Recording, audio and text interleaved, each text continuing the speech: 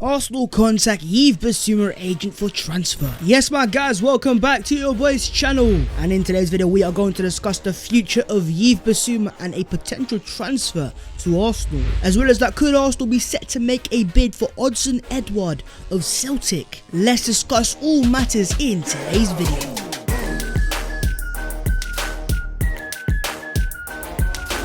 Yo, what's going on guys? My name is Past14, welcome back to your boys channel. As always, before we get into the video, so make sure to go down there and show some love to the channel, smash it a like, subscribe to the thing if you're new, road to 40k my guys, and let me know your thoughts on Yves Bissouma. But without any further ado, here is the latest Arsenal news today. Can I get here we go. The first thing that we need to discuss is the future of Yves Bissouma. Yves Bissouma, the Brighton Hove Albion midfielder who is a baller and someone who I definitely want to see at the Emirates. The report is from Football London and they claim contacts have already been made with Bissouma's agent Michael Cho, but a summer move is more realistic. There are some concerns within the club over the player's discipline. Despite this, it is thought Bissouma could be an ideal long-term partner for Thomas Partey. In terms of Football London as a source, they have become more reliable over the past few months, so there is no need to take this with a pinch of salt. It is also confirmed that Arsenal are the favourites to land Brighton midfielder Yves Bissouma in the summer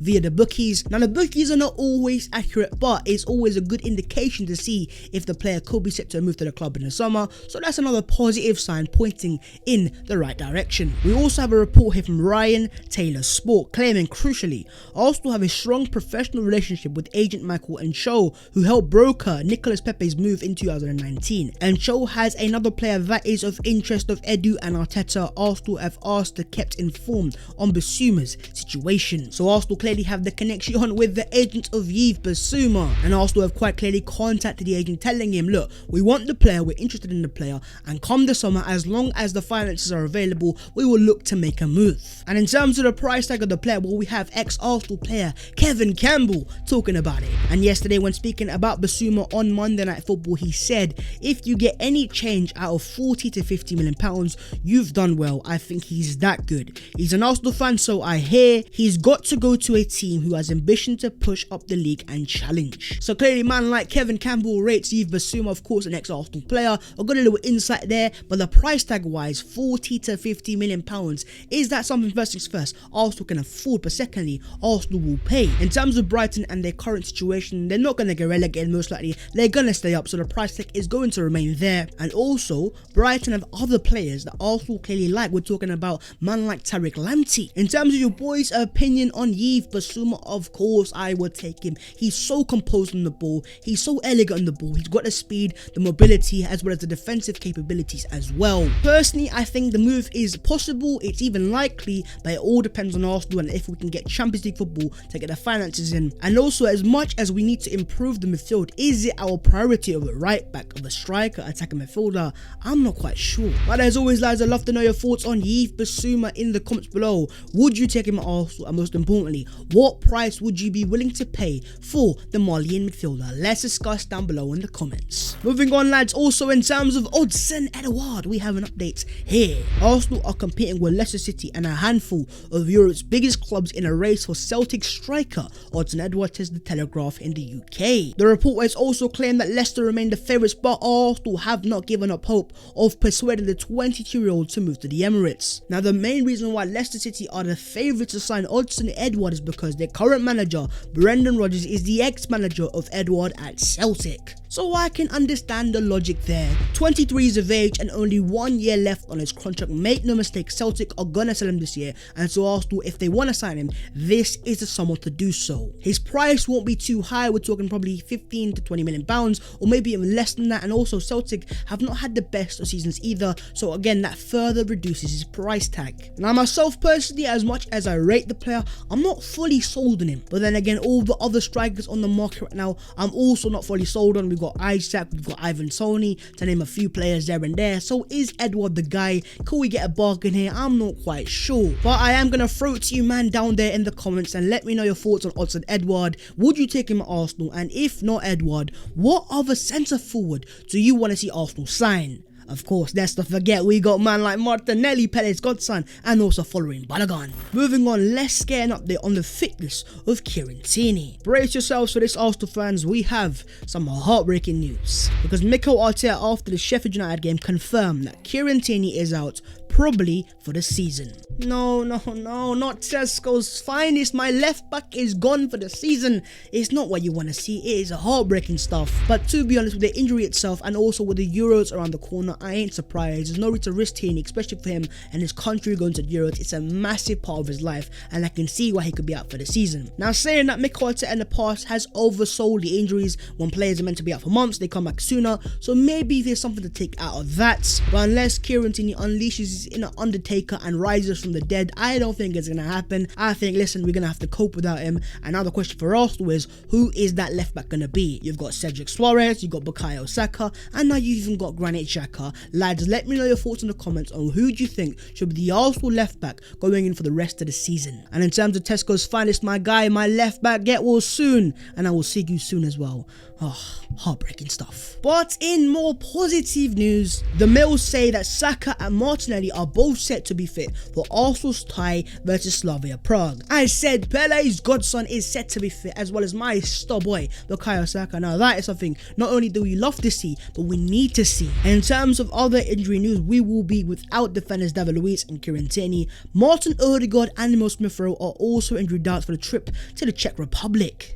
Now, in terms of that Odegaard injury, I am so angry, especially at Norway, because after the first game of the international break where he picked up that ankle injury, instead of letting him recuperate and resting and getting fit again, this Norway team played him for 2 more games in a row. What were you thinking? And now we have the prospect of Arsenal as a club suffering as a team as we go into our crunch game on Thursday, and one of our best attacking midfielders may not be available, as well as also ESR. Bro, what is going on? But I'm not gonna lie to you, I do think both players should be fit for the game on Thursday. Odegaard himself had a late fitness test before the Sheffield United game, and the fact that he had that is a positive sign. Also, Mikel Arteta on if Aubameyang will be available for Thursday. I hope so, yes. He was unwell yesterday, he could not train, he could not be available today, but hopefully for the next day or two, he will be feeling better and he will be available to be picked. Now, in terms of Pierre-Emerick Aubameyang and our captain, if Travis Scott is fit, should he be playing? Because Lacazette scored 2 goals in the last game and looked like a decent little player, but most importantly Gabriel Martinelli, because Aubameyang right now has been playing as that left winger. I would rather go for Gabriel Martinelli in my personal humble opinion. And in terms of Slavia Prague as a team, as poor as Arsenal were last Thursday, we created so many chances. As long as we're clinical this time, maybe take half those chances, we should progress to the semi-finals of the Europa League. Fingers crossed, let's touch wood. But I would love to know, what would your guys' front four be? But I'd love to know what your guys' front four would be going into that Slavia Prague game on Thursday. Let's discuss down below and let's move on to the other Arsenal news today. First things first, Granit Xhaka, Mr. Marmite himself. Either you love him or you hate him. Well, he has had a very interesting video on Arsenal's YouTube channel, because Arsenal posted an open mic which essentially captures Granit Xhaka's audio during the game and what he's saying. And you know what? He comes across as a decent player and a decent leader. And while I won't lie, I was pretty impressed. Let's not get carried away, Arsenal fans. Let's not go and make him the Arsenal captain over a YouTube video. He's having a decent little season. I respect him for what he's doing, but at the same time, I respectfully believe we can improve on him as a player, and that's just my opinion. But what are your thoughts on Granit Xhaka as an Arsenal player, and do you think he's the right player for Arsenal going into next season? Yes or no? Let's discuss down below. Also, in terms of Alexandre Lacazette, according to Sam J. Dean, he says Lacazette has looked certain to leave Arsenal for most of the season, but his recent upturn in form, including 2 goals in Sunday's 3-0 win at Sheffield United, could yet prompt a change in plans for the club. No thank you on my behalf, because while I respect him as a player, he's a good little player, he's been a good servant for the club. With him aging as a player and also having 1 year left on his contract in the summer, let's cash in, let's be a ruthless club, and let's build on the future.